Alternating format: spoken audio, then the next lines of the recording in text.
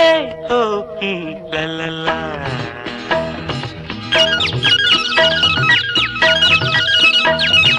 பொன்மாலை பொழுது, இது ஒரு பொன்மாலை பொழுது, வானமகள் நாணுகிறாள், வேறு உடை பூணுகிறாள், இது ஒரு பொன்மாலை பொழுது.